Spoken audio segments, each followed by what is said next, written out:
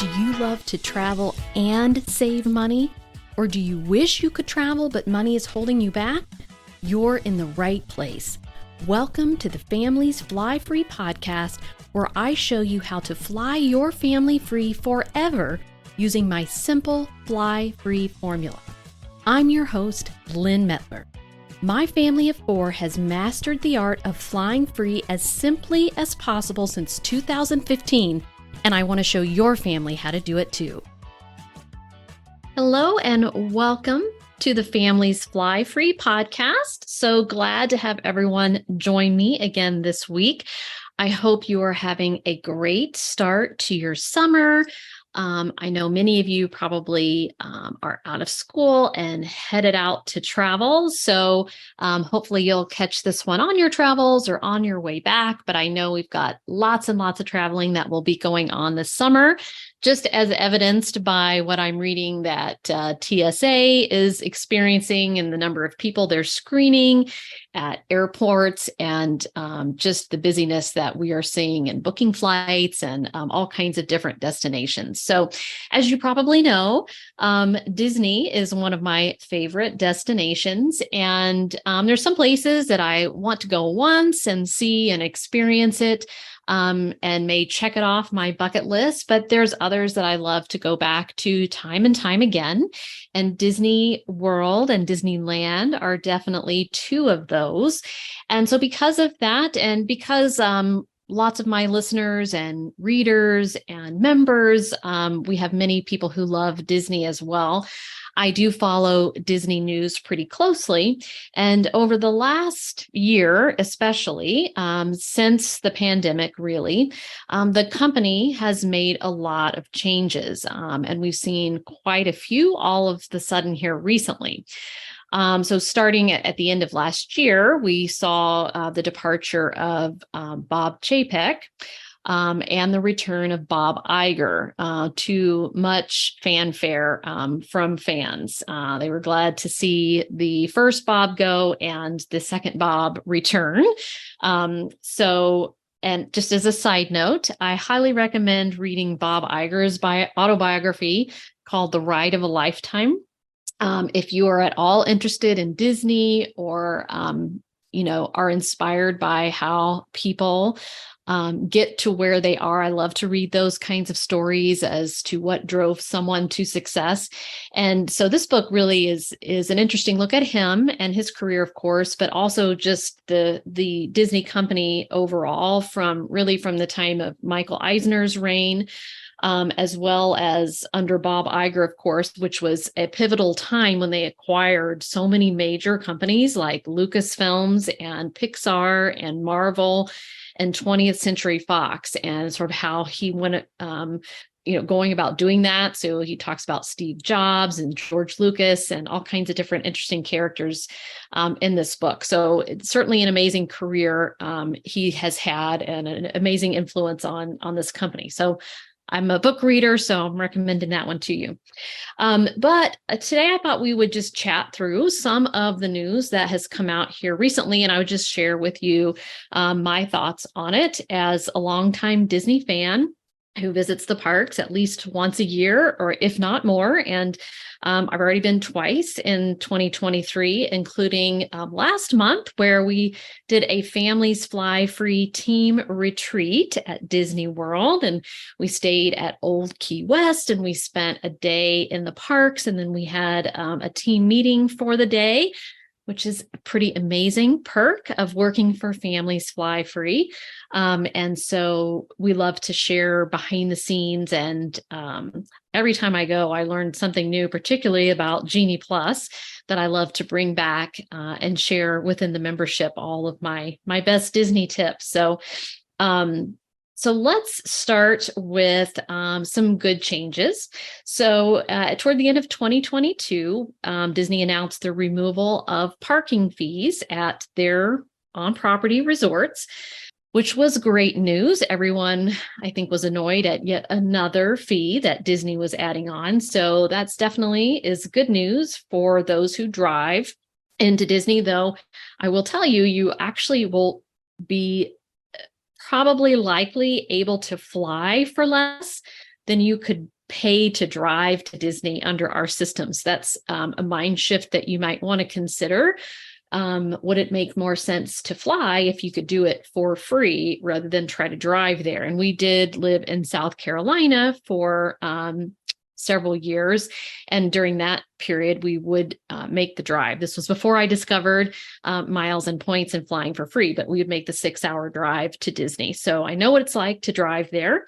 And it's also helpful, of course, if you rent a car when you go to Disney World, which we used to do sometimes as well.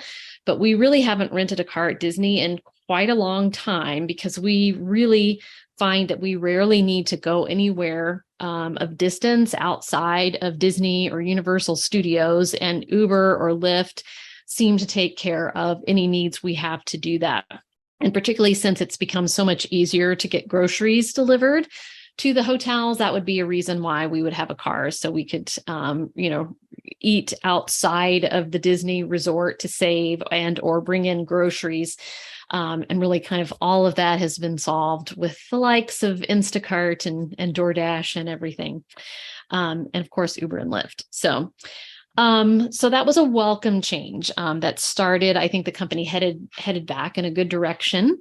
That next up, they announced the return of annual passes, and that was something I was really looking forward to. I was hoping that this would return, as I personally have been interested in trying to get an annual pass over the last couple of years. I've just been more interested in going more frequently, but I didn't have that option available to me. So that was one of many reasons I decided to join Disney Vacation Club, was to hopefully get my hands on an annual pass that would be available to Disney Vacation Club members. And indeed, I was able to get one when they were released to DVC, that's for Disney Vacation Club, to DVC members. And I've already been able to use it in May. And what I really love about the annual pass is just that it relieves you from thinking you have to spend the entire day in a park because you paid for that park ticket. Rather, you can go in and out of a park at your leisure and spend as much or as little time as you want there. So, for example, in May, after our team meeting, I didn't have my flight didn't leave until later that evening. And so because I had an annual pass, I was able to just pop over into Epcot in the morning when I got up and was ready to go, ride Guardians of the Galaxy, go hang out in France in World Showcase, and then take the Skyliner back. And so I didn't feel bad that I was just there for a couple of hours. I was able to just pop in and out. So I really liked the freedom of being able to do that. And I hope to return this fall and a couple times early next year to use my pass and get the full value out of it. So as of this recording in June 2023, the Disney Incredipass, which is open to the general public, is still currently available for sale. It does say, that there are limited numbers of passes and they could, take these off of sale at any point as well. And so at the moment, those are $1,399 per person. That gives you access into all the parks for a year. You do have to make a park reservation, though we'll talk more about that in a moment. And so that was another reason why I wanted to grab an annual pass as well, is in case, I don't know if they're going to take them back off sale again. Like they weren't on sale for many years, and the only people who were able to get them were people who already had annual passes and were able to renew them. So while they were opening that up, I wanted to grab it in case it were to go away. So another announcement is that they have eliminated the park reservation requirement starting with January 9th, 2024. And they just on May 31st opened bookings for 2024. So I know a lot of people were unhappy about having to make their park reservation, which basically just meant when you bought your park ticket, you had to choose which park you were going to be in at the beginning of each day for the number of tickets you had. So if you had a 2-day ticket, you needed to go on and reserve your spot at the first park you would be in for each day. And those spots were limited in some capacity. We don't know how limited, we don't know what the numbers are, but we know they did limit them because they would sell out. So it could be possible that you wanted to go on a particular day and that park was sold out. You couldn't get it at the beginning of the day. Now you can park hop starting at 2 p.m. And so you don't need a park reservation if you're going to park hop. You can go to any of the parks if you have a park hopper ticket. But I know a lot of people were frustrated with that. So I didn't have any, the park reservations didn't bother me. In fact, I kind of liked the thought that there was some capping of crowds going on, even though we don't know exactly the number or how much. But I like the idea of some crowd control, because I will say when we were there in Thanksgiving for 2022, things did get very crowded, particularly around 1 p.m. So much so that it was difficult to navigate through the park, particularly at Magic Kingdom, back in the Liberty Square area, where it kind of gets congested there anyway. We were there in Thanksgiving 2021 also, and we didn't see it at that point. The crowds were manageable, but it got a little too crowded to my liking last year. That said, we still, with using Genie Plus, didn't have any trouble getting on the rides that we wanted. It was just the volume of people. So it seems to me also that park reservations helps Disney better plan, like what should be open and available and how many cast members they need to have working. And it seems to me like if they know how many people will be in each park, they are able to create a better customer experience. That's just my opinion, and they're going to do away with them beginning in 2024 anyway. But just to say that I didn't have an issue with park reservations. And it was difficult. There was a time where you had to have a park reservation and then you couldn't change it. So that was frustrating, but then they made it so you could change your park reservation. And so as long as you could change it, I think that is perfectly fine. And I know also that I don't want to make a reservation into a park and have it be so crowded that I can't do anything and have it be a waste of money. So I would rather them sell out the park, and have me not go in and waste my money because I can't get on anything anyway. And we did see some instances too earlier this year where Genie Plus actually sold out as well, which is interesting because we had never seen that happen. I think that was maybe over some of the holiday weekends in February. And again, while that is frustrating, you also don't want to pay for Genie Plus and then have it not work for you at all. Like that would be frustrating too. So I think it's good that they cap it. They know, what volume they can manage and nothing beyond. Now, another big one that everyone was waiting for was the return of the dining plan. And it definitely was much debated as to whether that would actually return or not. And indeed, they have announced it will return also, beginning with stays on January 9th, 2024, again, which has now opened for booking. So dining plans at Disney basically allow you to prepay for dining and snacks. And they've announced for 2024, there'll be 2 options, packages that include the quick service dining plan, which would be the non-sit down restaurants at Disney, or the Disney dining plan, which would include more of those sit down character type of meals as well. So we have never, ever gotten the dining plan. We have never been a fan of the dining plan.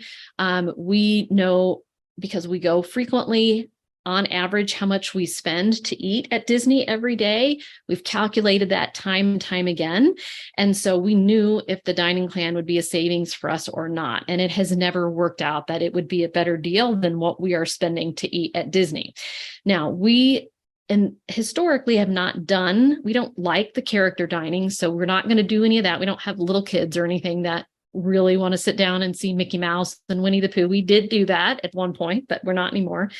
And we don't do a lot of sit down dining. We may do 1 or 2 over a trip, but we don't love that it takes so much time out of our day. And in fact, the last time we ate at Be Our Guest in Beast Castle and Magic Kingdom, it took so long that it went way past park closing, and we ended up losing like 3 of our Genie Pluses that we'd had booked for after the meal because they were running behind and getting us to sit down and the whole thing. So it's expensive and it's time consuming. So we do try to limit it. So if you do a lot of sit down meals and you definitely want to do some character dining, it might work out for you that the Disney dining plan is a better option, but have an idea of what you usually spend or what you think you would spend eating out, and do the math and see if you think it works for you. It might be simpler to not have to, pull out your, I guess all you have to do is really now share your magic band, which is not difficult, but might be slightly simpler. It's kind of like being on a cruise and having everything be all inclusive, but you're probably ultimately going to end up spending more. Just make sure you do the math and understand if you will or you won't. And inside of Families Fly Free, inside the membership, we actually show you how it's possible to use miles and points to dine for free at Disney.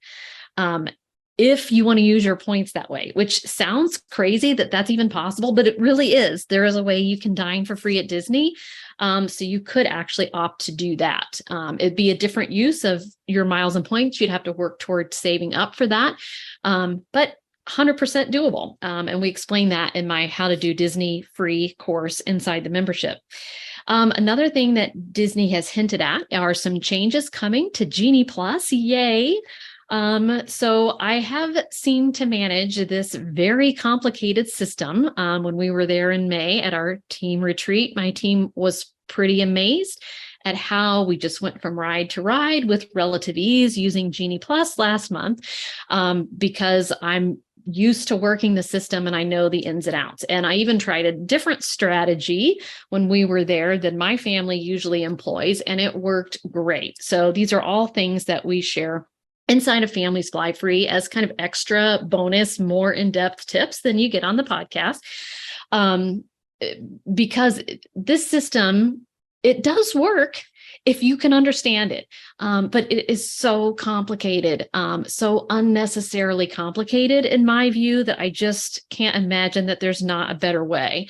But we do have it mapped out for you inside the membership. We have strategy sheets that you can fill out ahead of time to kind of plan what you're going to do, which helps tremendously. You really do need to have a plan, and you really have to understand how it works before you show up. Like if you show up and you don't know what you're doing, God help you. I feel terrible for people having to learn this, particularly if you've never been before and you're not used to even like a fast pass system, or you're only going once and you have to do all this legwork to learn how it works just one time. We go all the time, and so it's useful for me to know how to do it. But I just really think there has to be an easier way, because like Universal Studios, as we're going to talk about next week on a podcast with member Katie Blumhorst, who saved $5,000 on a trip to Universal Studios using miles and points. So that's a little preview of that one, little teaser. But Universal just gives you an express pass that puts you in a separate lane that gets you right on the ride. We're looking at Disneyland Paris, and they do the same thing. You pay extra for an express pass, you're in a separate lane that gets you right in. So it seems to me like if it can work in these two places, that they surely to goodness can figure out a way to manage the crowds and make it work at Disney World and Disneyland. So all that to say, here is what Disney has said about Genie Plus and the hints of some changes coming. They said, we have heard from guests that they would like ways to plan with Genie Plus and individual lightning lane selections before the day of their park visit, which is kind of what we give you with our strategy sheets. So if you can't take any action until the day of. And they said, we want you to know we are working on ways guests may do this for 2024. Our goal is to give you the opportunity to spend less time planning while you're in the park and more time enjoying your visit with friends and family. We are not able to share specific details. They will share more information at a later date. So that sounds promising, and hopefully they will make some positive changes in that regard. They have allowed you to modify your reservations, and they have made some improvements to it as we've gone along, but it's still a very confusing, complicated system. All right. Another, probably the most recent news that we have had for recording this podcast was that they announced the Star Wars Galactic Star Cruiser is closing permanently. I have never done this, so I can't give a fair review of it. I just know that it was not appealing to me. I enjoy Star Wars as much as the next person, and certainly all the boys in my family absolutely love Star Wars. But the cost of this was astronomical, and I didn't like the idea of being enclosed in something for, I think it lasted for 2 days is the time span of it, which felt a little claustrophobic to me. I like outdoors and sunshine and fresh air. And just from anecdotal reports, I've heard some people who've done it that just thought it was so-so. And then I've heard other people who've gone and done it who've absolutely love it. And I was just watching the Rope Drop Radio guys. They were there at the end of May on one of the last farewell adventures, I guess. And they love it. And they showed all the different things going on. And it strikes me kind of as like going on a cruise, like a land-based pretend cruise, if you will, I guess, into space. That type of vibe of the entertainment and the games and the dining and the rooms. I guess the rooms are pretty small as well. So, our hope, and I've heard other people say this, was, maybe there was some way they could repurpose it and turn it into an actual hotel where you could leave and go in and out and go to the parks and everything, just like any other Disney hotel. But the word is that the rooms might be too small for that. But Disney's creative, so I'm sure they'll come up with some way to reuse this thing. It does sound like a really neat area that they have built here. And if it's done the way Disney does things, I'm sure it is amazing to see. So they are no longer taking bookings for that.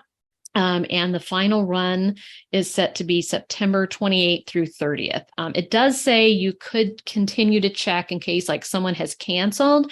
But it seems unlikely there'll be many remaining reservations for that. So that's too bad that did not pan out. I'm sure that was an expensive ordeal, but I'm glad that Bob Iger, if it is not profitable and turned out just to not be something that the majority of people wanted, I'm glad they're closing it and using Disney resources elsewhere.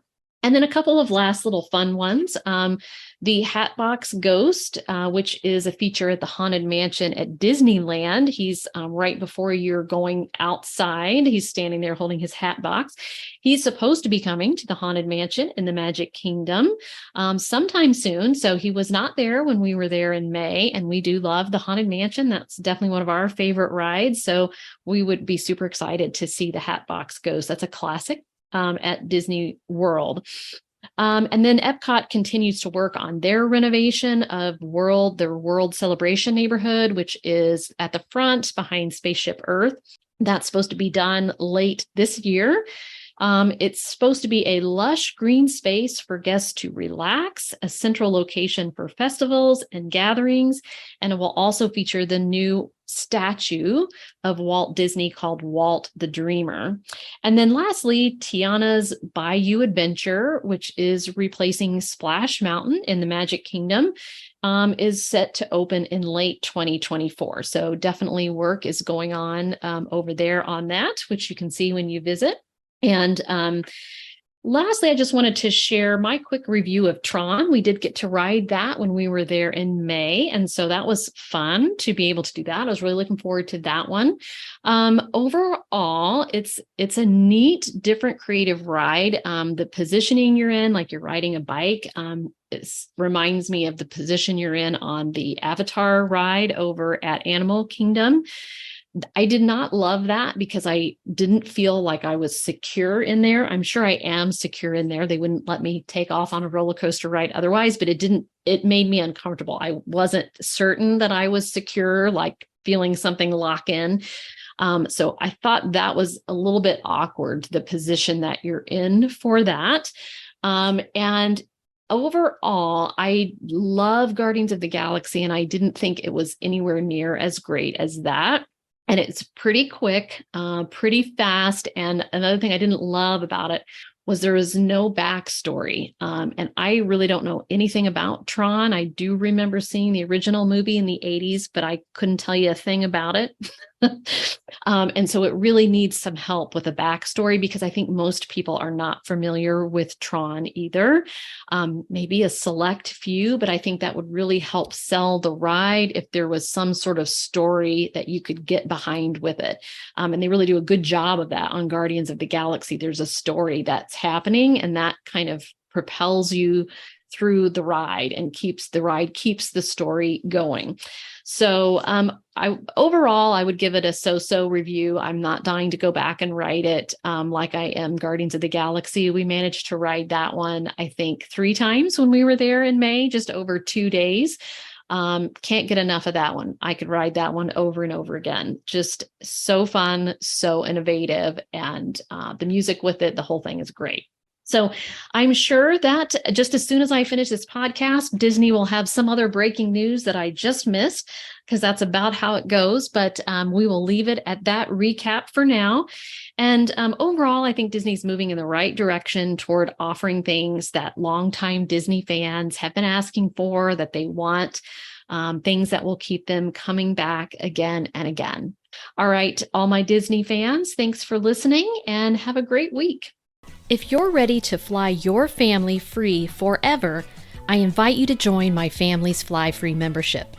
You'll learn how to stop paying for airfare throughout the US, Caribbean, and Europe, so you can make those priceless family travel memories before your kids or even your grandkids leave home for good.